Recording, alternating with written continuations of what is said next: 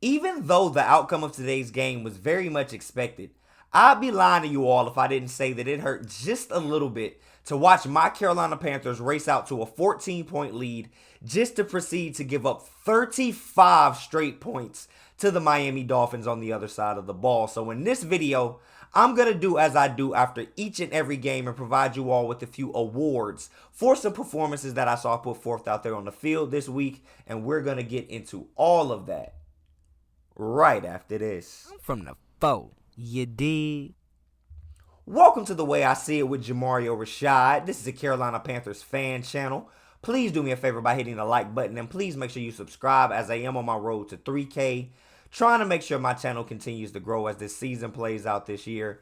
Now that that's out of the way, let's go ahead and get to this bullshit as I do each and every week. So now we're starting with a new face on this weekly list. This guy has been teetering on whether or not I should add him for about 2 to 3 weeks now, but he can no longer avoid my wrath after what I saw today. So winning his first "You Should Have Stayed Your Ass in the Locker Room" award, defensive coordinator Ejiro Evero. I can no longer watch for another week as this Carolina Panthers run defense gets demolished time after time after time because it's just not getting any better. Ever since the beginning of the year, the defense has been playing a sort of bend but don't break style, allowing teams to drive down the field but usually stalling them out in the red zone, holding them to 3 points. That is until the guys get tired, and then the team on the other side of the ball just proceeds to boat race us because we can't produce any type of pass rush. We can't stop the run. But what has been most consistent is the latter part of what I just mentioned, and that being that we can't stop the damn run. Something about Ejiro Evero's system is not clicking with this guys.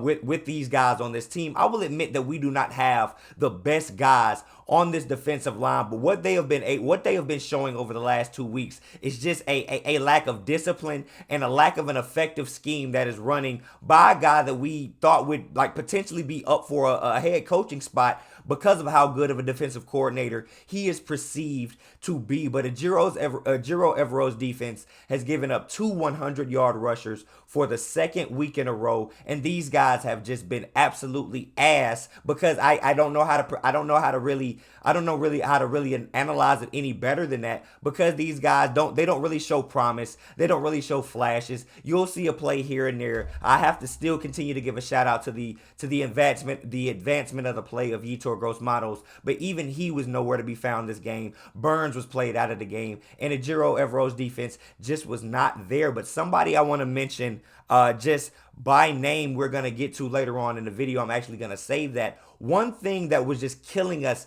the entire game that I said this is going to be bad as early as late in the first quarter into the earlier part of the second quarter. The Miami Dolphins, the mastermind that is Mike McDaniel over there calling the plays, running this offense, known for running motion in on his offensive plays for about 75% of the occasions that his offense is out there. That fullback, having his fullback, I believe his name is Ingold, having him out there made the biggest difference play to play that I have seen in a very long time. Just motioning him from either left to right and having him be the guy that is taking our outside linebackers, like our edge rushers, just getting him hit early on those motions. We're just getting these guys just swept out of the play each and every time. And Ejiro Evero did not have any counter for that whatsoever. Ingold was basically out there opening up lanes like he was a freaking lead blocking left tackle. He was just clearing guys. The edge was just never there. We could never protect the edge because that motion was getting there. He was beating whoever was on the edge, whoever that outside linebacker or that defensive end was at the time. Ingold was beating them to the spot, not chipping them, but just getting them around the corner, allowing for Mostert to hit the edge and turn upfield, and it was happening time and time and time again, to the tune of over 100 yards for a 31-year-old running back that just had a field day, almost having a career day against us today. And Ejiro Evero had nothing to do. He had no counters for it. He had absolutely nothing. He proceeded to let these cornerbacks just play off coverage against Tyreek Hill. Every time Tyreek Hill caught the ball, you could see that they were playing just to not let him get burnt over top. Then something that is just inexcusable was the fact that he allowed for Dante Jackson, a cornerback that allows over a 100 passer rating when targeted, on average for the entirety of his career, to line up one-on-one with the fastest wide receiver in the NFL, him being Dante Jackson, coming off an Achilles injury with no safety help over top and just getting burned because everybody in their damn mama knew that he would get burned. Ejiro Evero, that is inexcusable. So, sir, for the first time this year, I will have to say you should have stayed your ass in the locker room. Congratulations.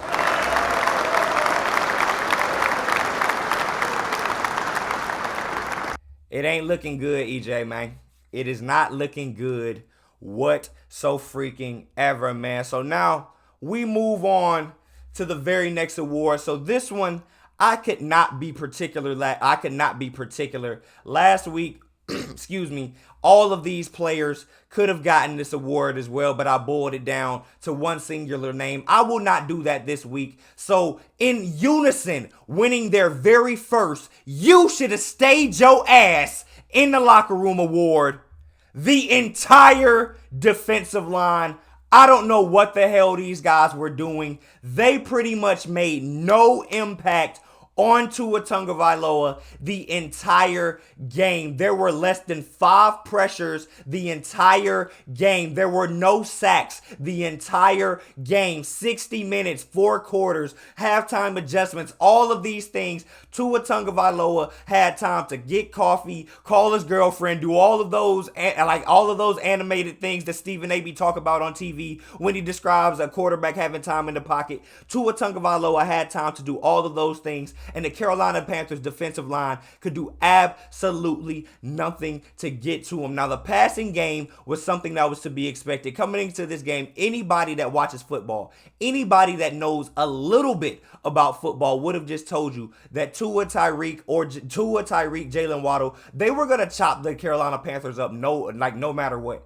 Nobody was expecting anything different. So I'm not here to harping on the pass rush. We were gonna get our asses chopped up through the air no matter what. I don't care. We don't have the horses for that. We don't have the guys. We don't have the Jimmies nor the Joes. But the run defense is just what I have to pin on the defensive line. These guys were getting beat to the edge. These guys were getting beat up the middle. We did not have any resistance to the Miami Dolphins run game whatsoever. Now, this week, I am going to single out one player. I am going to award the entire D-line the "you should have stayed your ass in the locker room" award. But there's one player that I do have to highlight that I have to say 6 games into this season has been a disappointment, in my opinion, that being Shy Tuttle, that comes to us over from the New Orleans Saints. He is he is one of our starting I believe he may be nose tackle. Or he is one of the starting interior defensive linemen.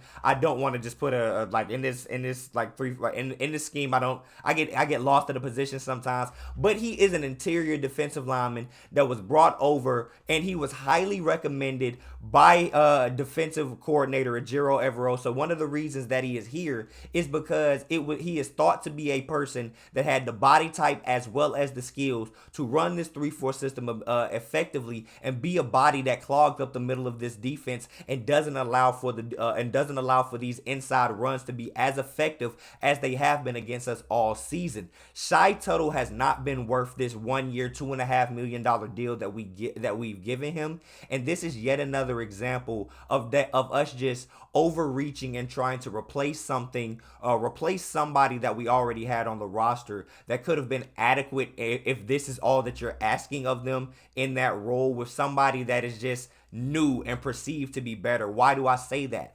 I say that because if you recall, we waived third year going into his fourth year, 6th-round defensive tackle drafted by us, the Carolina Panthers, Bravion Roy. We waived him prior to the season, and he had been arguably our second best defensive tackle ever since Derek Brown had been drafted in the first round of his same draft.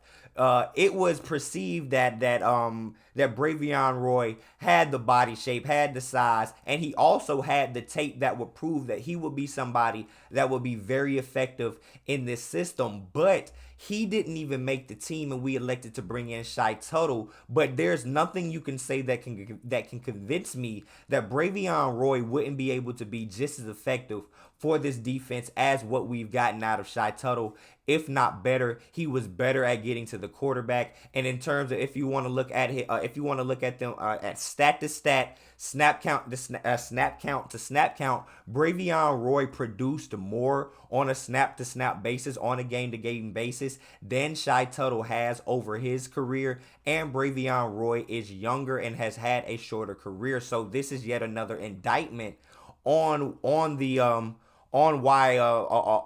higher ups, on the GMs. But basically, man, it's just mostly an indictment on the D line, because they're the ones that everybody sees have to be at the detriment of a downgrade like this, in my opinion. And my final critique on this can be seen as both a critique of defensive coordinator Ejiro Evero, the defensive line, the higher ups, everybody involved with the defensive side of the ball. That being the fact that we wasted, and I'm officially saying we wasted, a 3rd-round pick on DJ Johnson, with Yetur Gross-Matos going down early in this game, and he being our undisputed second best pass rusher that we've had this year.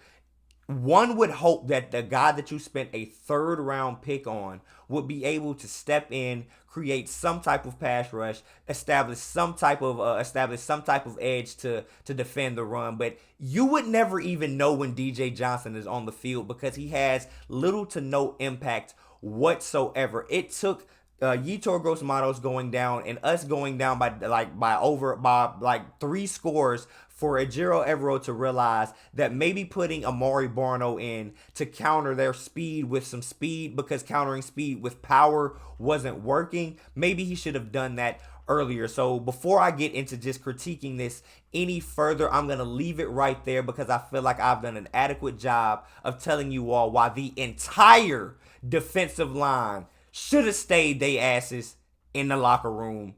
Congratulations. All y'all was ass.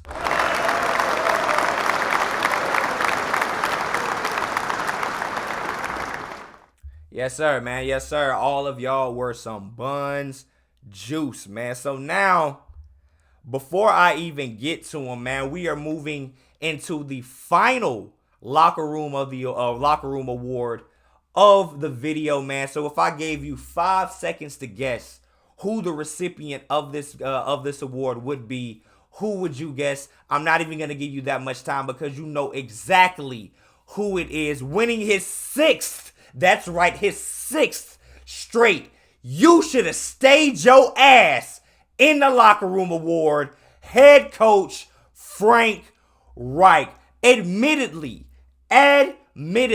this game was not as abysmal, not as embarrassing, not as asinine as most of these previous games this year has been. But yet again, there were a multitude of gaffes that just happened throughout this game that can only be blamed on head coach Frank Reich. I want to say, first of all, his aggressiveness in the first quarter, taking advantage of being at midfield and going for the fake punt, trying to get further ahead while we're already ahead. I understand that. I think that's admirable, and I have no problem with that. But my issue with Frank Reich is his consistency when it comes to aggressiveness and decision making. Now, why do I say that? Now, after going for it at midfield on 4th and 7, head coach Frank Reich decides to do the following. We then get down the field After this, we are in Miami Dolphins territory. Chuba Hubbard has been absolutely eating on this drive. We are damn near in the red zone, only 5 yards away. The play-by-play on this drive went this way. Follow me on this. 1st and 10 on the Carolina 25, Chuba Hubbard 6-yard run. 2nd and 4 on the Carolina 31, Chuba Hubbard 2-yard run. Third and two. Follow me here. 1st and 10 on the Miami 43, Chuba Hubbard run. 3rd and 1 on the Miami 34, Chuba Hubbard run. All of these yards netting over 2 to 5 yards. So we get stalled out on 4th and 2 on our own on the Miami side. We were driving from our side of the field. We end up on the Miami side of the field. So now it is 4th and 2. I mentioned that Chuba Hubbard has been absolutely going off. He has multiple runs. He has over 30 yards on this drive alone, averaging over 3 yards per carry. It is 4th and 2, and Frank Reich decides, rather than feed the hot hand and continue to go to Chuba Hubbard, who is absolutely eating on this drive, he wants to go deep to Hayden Hurst, who has not had any chemistry with Bryce Young since game 1. He wanted to go 25 yards down the field on 4th and 2 into the end zone, and pretty much just waste an opportunity when we had the opportunity to be aggressive right there, continue on with the drive, do what was working, and just possibly go up by 2 scores yet again. As we knew that the Dolphins were eventually going to strike back, it was yet again another dumbass decision by Frank Reich. But also, after Laviska Shenault went down, you could just see that Adam Thielen was just pretty much all that we have. The creativity, not the entire, any creativity that is associated with this Carolina Panthers offense is Laviska Shenault. Laviska Shenault is the creativity. If you remove him, if you take away the trick plays, if you take away the runs, if you take away the reverses, if you take away putting 2 running backs back there with Bryce and causing some confusion, there is no creativity, and the ball is going to Adam Thielen, and that was just apparent throughout the entire game, because as soon as Laviska went down, nobody else was pretty much targeted for the rest of the game, because we had no decoys, we had no other moves, we had no other counters. It was Thielen or bust, and that is only because the creativity stopped with this Deebo Samuel type role that he wants him to play, but he doesn't even call any Deebo Samuel type plays except for 2 or 3 plays a game. Now remove Laviska from that, we have nobody that was currently here that could do that. Now Laviska has went down with an ankle injury. I believe they said it was a fibula. He will probably be down for multiple weeks. What do I think that means? I think that means that we can officially look forward to seeing Tariq Cohen after the bye week. After we come back, I believe all of those plays that were going to Laviska Shenault will be installed for Tariq Cohen, probably in a smaller sample size, so maybe 1 or 2 plays a game. But I don't think that they will just throw those out completely. But man, like I said, with Laviska being out, Frank Reich didn't have any other thing. Just throw it to Adam Thielen and see what the hell happens, man. But going back to this consistency on Frank Reich that I mentioned when I first brought it up, why do I mention consistency? Right before halftime, which is where Frank Reich just shows his inabilities the most as of late. He did it yet again in this game. So the Carolina Panthers got the ball back with about 1:48 left, right before the half, with all three timeouts on this drive. So what happens? Adam Thielen proceeds to go absolutely crazy on this drive. 3 straight catches for over 70 yards. We are on the Miami side of the field. We are closing in on score. We are closing in on a scoring opportunity. And mind you, we have 3 timeouts left. Now we stall out. Get to third down. We stall out on a 1-yard pass to DJ Chark. There's about 30 seconds left, and we move to 4th down. mind you, Adam Thielen has been cooking. And also, when we were ahead in this game, the mindset of Frank Reich was, let's build on a lead because we don't want for them to come back. And if they do come back, we want for them to have a larger amount of points that they have to surmount to beat us. That is the thinking, correct? So if that is the thinking in that situation, why come back when we're down and we still have 3 timeouts with 30 seconds left and less than 30 yards to go? Why would you elect to let the time run all the way down to 2 seconds after Adam Thielen has been cooking and say, you know what, we're gonna be safe here now that we are down 21-14, rather than being aggressive like we were when we were up, playing rather to not lose by as much rather than playing to win. Frank Reich, I don't understand your logic behind what you do half the time, especially when it comes to your management of the clock right before halftime. We haven't even got to see what you can do at the end of the game because we're usually getting our asses whooped by that point anyway. But I'm pretty sure you be making ass decisions there too. So man, for that reason, I am gonna say for the foreseeable future, there won't be a video next week, so I'll go ahead and say it for the sixth and 7th. Yes, head coach Frank Reich is going to get it for the bye week as well. You should have stayed your ass in the locker room, sir. Congratulations.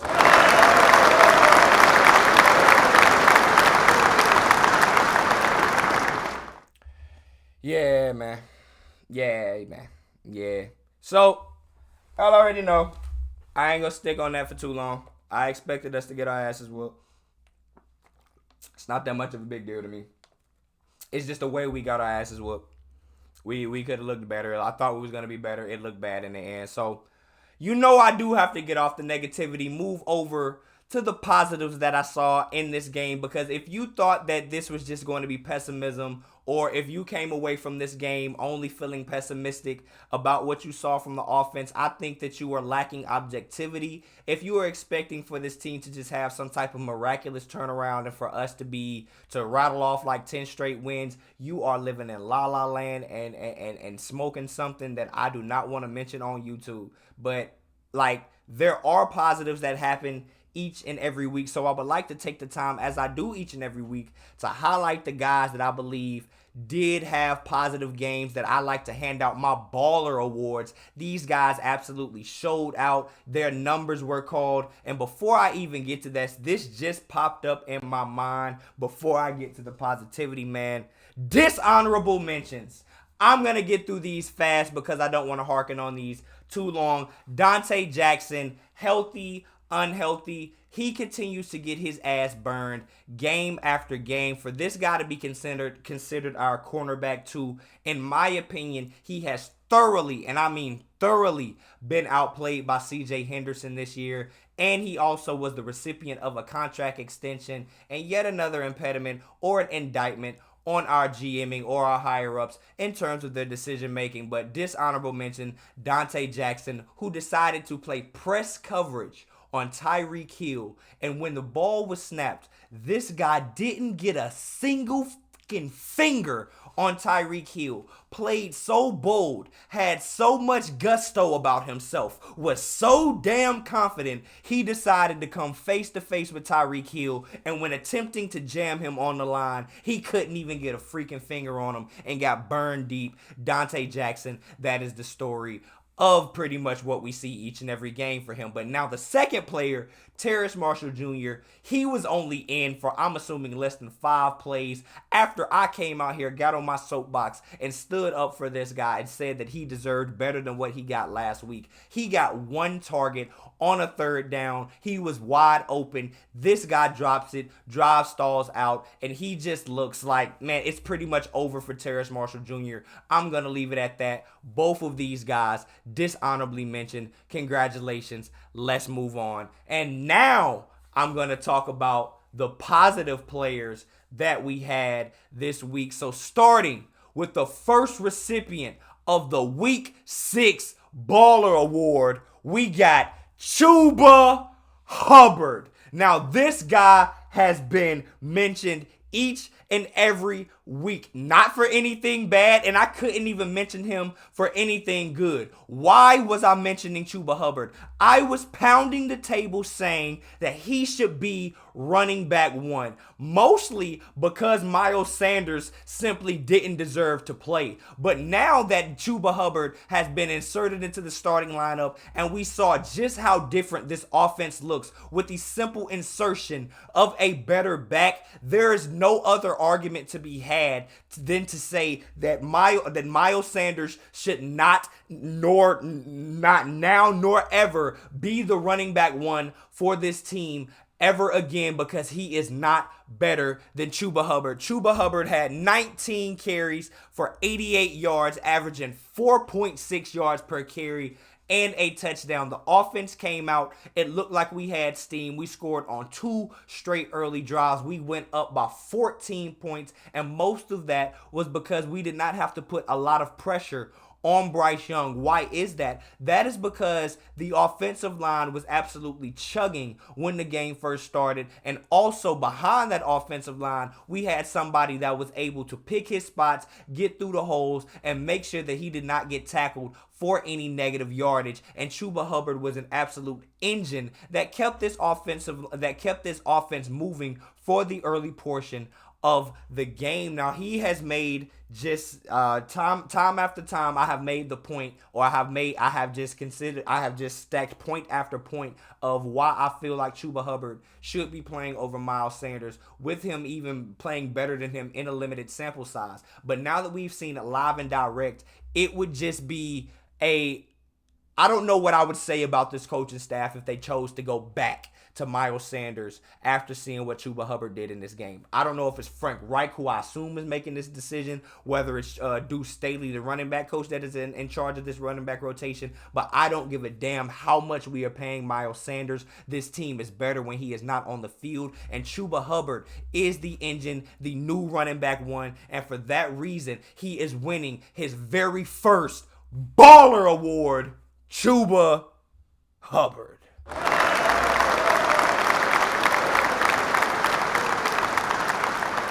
Sir, man. Yes, sir. Now, this is the first week that we actually had 2 Baller Award winners. I know, man. We got our asses whooped by damn near 30. Who's baller? Who's baller? Shut up, nigga. So, our second recipient of the Week 6 Baller Award goes to none other than that young man himself, Adam Thielen. White man can't run, but white man damn sure can catch. He continues to be an ageless wonder, the wide receiver one, and the best offensive weapon that my Carolina Panthers have. He, unlike Miles Sanders, unlike Shy Tuttle, is outplaying the contract that he has gotten so far. Do not get it twisted thinking that just because the fortunes of the Carolina Panthers have not been great, that Adam Thielen and what he has provided for this team under the contract that he signed, under the guise of being a wide receiver and what his job description is, he has been excellent in that. He has maybe 1 or 2 more games playing like he has played over the last 2 weeks,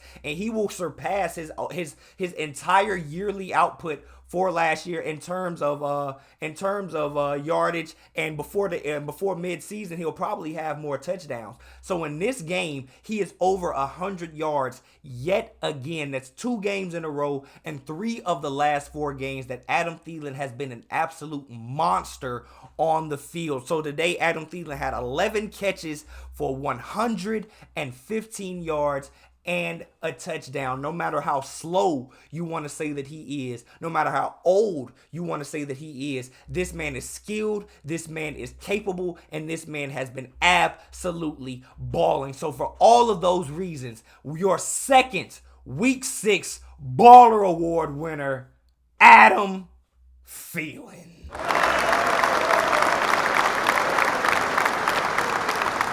Yes, sir, man. Let's go, man. So this one, we have one final award, man. You know I like to switch it up sometimes. I don't like to give out the same things, but I do run out of creative names sometimes. I will admit that. Sometimes y'all just go get Baller Award because I don't have creative names sometimes. Sometimes it should just come off the head. This time it didn't. But now for the final part of the video, I do want to discuss a new segment that I have, a new award. This being called the Yin and Yang Award. Now I'm gonna go ahead and tell you who is going to be the recipient of this and why they are getting this award.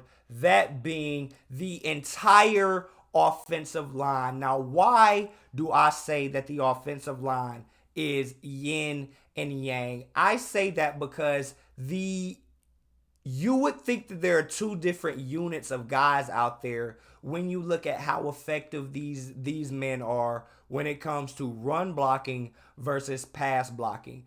Going all the way back into last year when Steve Wilks took over, when Deontay Foreman took took over as the lead back after we traded Christian McCaffrey, we were a run first power running team, and that is where we found all of our success. In that time, we had an offensive line that pushed us to being in the top half, even into the top third of rushing in the entire league. That was because we had a very capable back behind center. Now, we are not able to do that anymore because we no longer have Deontay Foreman, and we have little Miles Sanders, who would be much better suited running off tackle, doing counter plays, doing anything but running beyond center. And that leaks over to making the offensive line look as if they are a little bit less effective because they aren't able to flex their muscles and do what they do best. But when you put a capable runner like Chuba Hubbard behind that offensive line, you see just how forceful, just how strong, and you don't see the deficiencies that you see when they have to drop back and constantly protect the passer. Now flip that to the other side. When they're asked to pass protect, it is constant gaffes and constant mental errors that lead to a lot of just negative plays, whether it be sacks, whether it be penalties.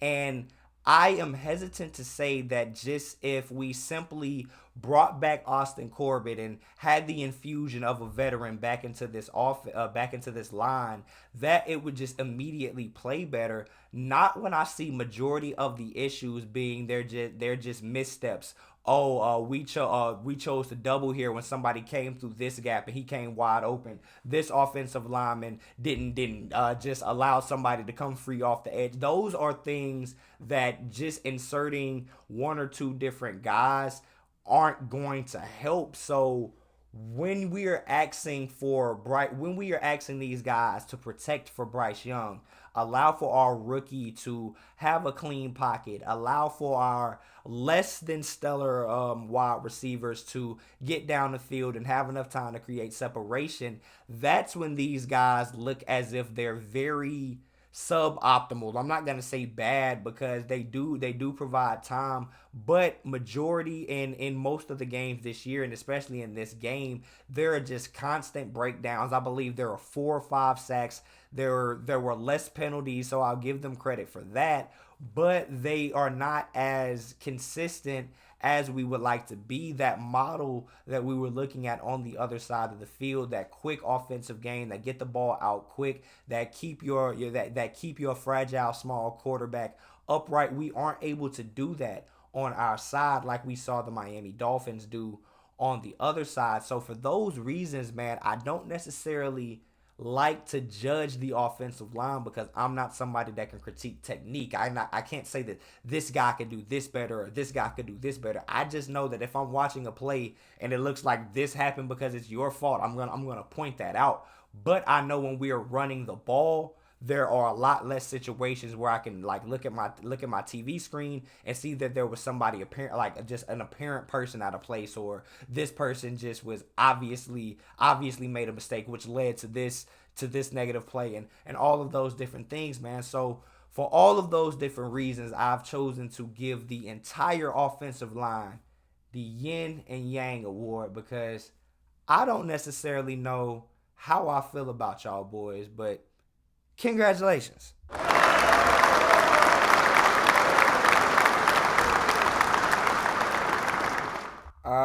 man, that is the video. I am going to go ahead and wrap it up there. I am trying out these longer form videos a little bit more. Let me know how y'all are feeling about this. Should I condense it down to maybe 15 or less like I was previously, or do you enjoy me expounding upon my thoughts a little bit more and giving you a little bit more content? Hopefully, if you're watching this at work on a drive, I was entertaining for you, getting you through the day a little bit better. So hopefully, maybe the longer content helps you there. Whatever you think, just let me know. And also, man, what do you all think about this game, the awards?